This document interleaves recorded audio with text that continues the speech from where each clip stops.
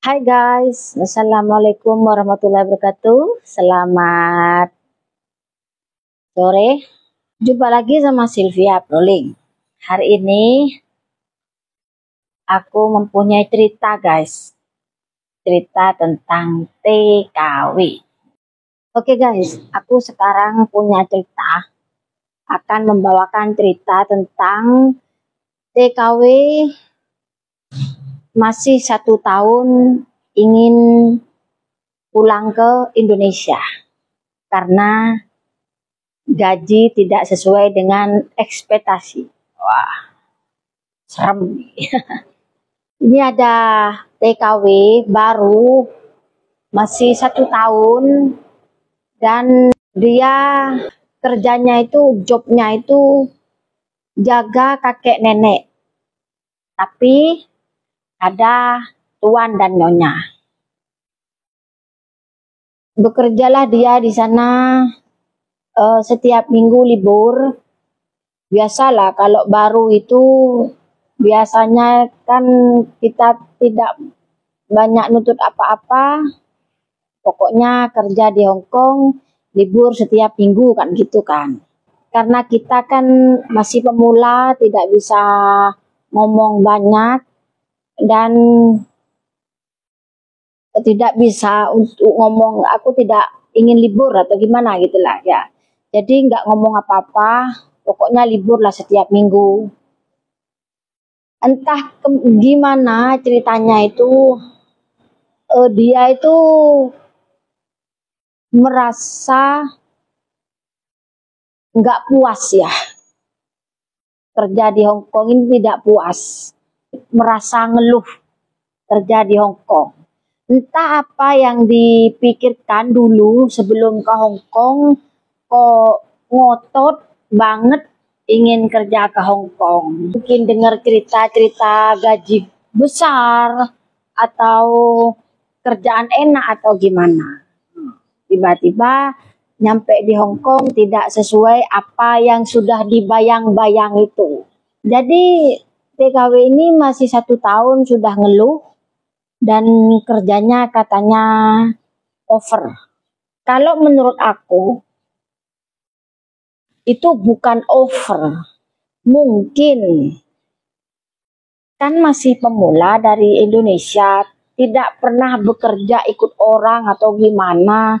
Jadi kan kerja terus nonstop di dapur itu sudah bilangnya over gitu. Dan yang lebih parahnya lagi, TKW ini bilangnya kalau gajinya merasa kecil. Gitu ya. Kerja di Hong Kong, kalau sudah nyampe ke Hong Kong bilang itu gajinya kecil, ngapain?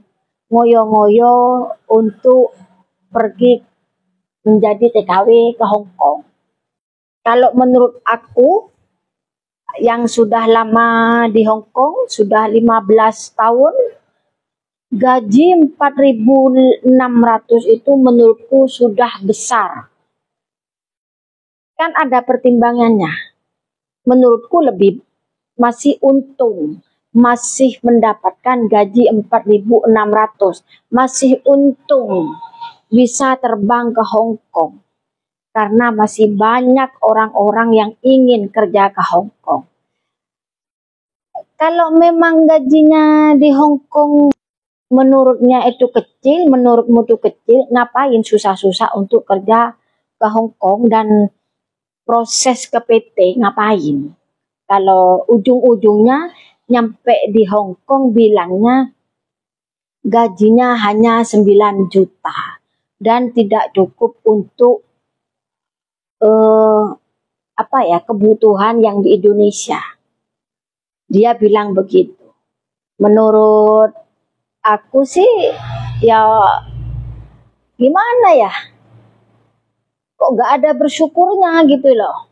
Padahal untuk terbang ke Hong Kong itu penuh perjuangan. Kenapa sampai di Hong Kong bilangnya nggak mencukupi dan gajinya tidak cukup untuk kirim ke Indonesia. Karena alasannya makan beli sendiri, tiap libur butuh uang gitu, intinya kan gitu. Jadi gaji 4.600 itu merasa tidak cukup. Itu anggapannya. Sebelum ke Hong Kong itu sudah tahu semestinya kerja sebagai TKW gajinya sekian-sekian. Kenapa kok sudah baru nyampe ke Hong Kong sudah 1 tahun sambat karena gajinya tidak sesuai ekspektasi, gajinya tidak mencukupi. Dia bilang dia kira gaji 4.700 itu utuh. Aku ya mau komentar itu bagaimana ya, nggak tahu lah. Karena apa? Musuh seorang seperti itu tuh orang yang tidak bersyukur. Dan sekarang Mbak ini ingin mengajukan notis karena ingin pulanglah ke Indonesia karena sudah tidak betah di majikan dan ingin ngebreak. Alasannya karena ya gaji itu tidak mencukupi. Tapi ingin ngebreak itu alasannya ke majikan karena sakit. Majikan itu bilang begini, ya oke, kalau kamu mau pulang ya silahkan. TKW ini bilang katanya majikan kok nggak ada empati. Majikan Hong Kong tuh tegaan gitu loh. Kalau ingin iba dari majikan Hong Kong, dari majikan, jangan kerja ke Hong Kong. Itu Hong Kong itu kalau memang pembantunya tuh ingin keluar ya silahkan gitu loh.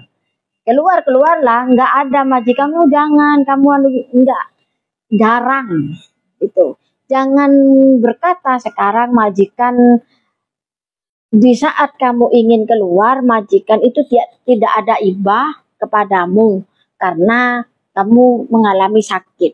Alasannya kan sakit. Tapi kan majikan melihatnya itu nggak sakit. Ya majikan ya mempersilahkan, ya silahkan. Terus kalau memang hanya ingin ibah dari majikan, ya jangan kerja ke Hong Kong gitu loh. Dan sambatannya juga karena gaji nggak mencukupi karena libur setiap minggu dan makanan sendiri, beli sendiri, kayak sampo, sabun beli sendiri. Kan memang seperti itu kalau TKW Hong Kong. Semuanya ya beli sendiri. Kayak sampo, kayak sabun, semuanya. Ingin makanan yang sesuai dengan diri sendiri itu ya beli sendiri di toko Indonesia. Nggak mungkin majikan ini uang untuk kamu beli apa saja makanan di Indonesia. Jarang yang majikan seperti itu. Mungkin 1001 ada yang seperti itu, cuman jarang lah. Kan majikan itu sudah ngasih makan ke pembantu dengan lauk yang jadi satu dengan majikan. Kan masak nih jadi satu, nanti sama majikan itu dikasih ayam sama sayur, ya itulah seadanya, yang penting ada nasi gitu loh. Katanya sih lagi alasannya nasinya kurang-kurang lah. Majikan di Hong Kong itu ya kalau nanak nasi itu sesuai ukuran guys. Seperti orang 4 misalkan. Nanak nasi 2 emak yang kecil-kecil itu. Atau 5 sama pembantu atau 6 sama pembantu. Masak 2 emak itu kadang ya. Atau 3 emak. Ya itu kalau menurutku ya dicukup-cukupin gitu loh. Kalau minta ukuran yang seperti Indonesia, beli sendiri gitu guys. Nah ini mbak ini sekarang ujungnya ingin ngebreak, ingin memutuskan kontrak karena gaji tidak sesuai dengan ekspektasi, dengan bayangan itu. Mungkin sebelumnya bayangannya wah gaji gede bisa ginilah, pokoknya bayangannya sudah enak gitulah ya. Akhirnya sampai di Hong Kong minta pulang, ingin ngebreak minta pulang ke Indonesia. Terus gimana? Nggak ada kerja di manapun ya, ya begitu. Kalau menurutku masalah gaji, kalau pandai-pandai bersyukur, ya cukup-cukup wae lah. Mau minta gaji berapa? Di Hong Kong tuh 4.700 itu sudah, 4.600 itu sudah 9 jutaan lebih. Kalau di Indonesia, kerja Indonesia, siapa yang mau bayar seperti itu? Ya, mau jadi pembantu rumah tangga di Indonesia ya nggak ada gaji 9 juta, nggak ada. Kecuali ya pembantunya artis, kayak pembantunya Raffi Ahmad, ya gitu. Ada.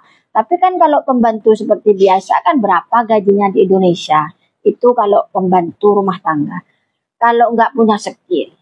Kalau kerja di pabrik itu berapa? Ya nggak mungkin 9 juta. Kalau menurutku sudah mendapatkan kesempatan terbang ke Hong Kong itu sudah bersyukur alhamdulillah. Banyak yang antri ingin kerja ke Hong Kong. Tapi kan susah. Kerja ke Hong Kong tuh sekarang rezeki-rezekian. Kalau rezekinya bisa terbang ke Hong Kong ya terbang ke Hong Kong. Ya nyampe ke sini ya dijalani apa adanya, harus disyukuri, harus berterima kasih kepada Tuhan bahwa sudah sampai ke Hong Kong berapapun gajinya dan bagaimanapun kerjaannya ya harus diterima. Kan itu sudah resikonya ke luar negeri gitu kan. Kalau menurutku di Hong Kong masih jauh lebih baik dari manapun.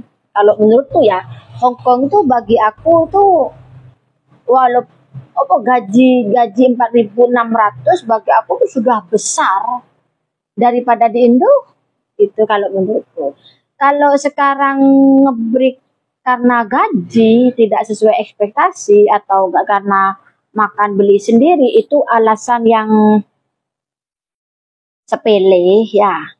Dan apa ya memang orangnya ya sudah gak niat ngono lho, gak niat kerja gitu loh. Nah, inginnya kerja itu yang nyantai-nyantai, mungkin dia tuh anggapan agak kerjaannya nggak seberapa berat, gaji besar, mungkin seperti itu. Di mana nggak ada lah kerja sama orang itu enak, nggak ada. Dan dipikir apa ya, kerja di Hong Kong tuh yang dilihat di Facebook enak, santai, itu enggak seperti itu guys ya. Kalau nggak kuat mental jangan ke Hong Kong. Hong Kong itu ya sekali lagi Hong Kong itu bagus, is the best. Masalah peraturan, fasilitas, semuanya bagus. Cuman satu nggak enaknya, maksudnya untung-untungan, masalah majikan. Iya toh, majikan kadang ada yang baik, ada yang biasa saja, ada yang jahat, ada yang apa ya, pokoknya nano lah. Tapi kalau di Hong Kong itu pasti dikasih makan, walaupun hanya 1 sendok ya dikasih makan. Nggak ada ceritanya majikan itu nggak ngasih makan gitu loh, ngasih makan tapi mungkin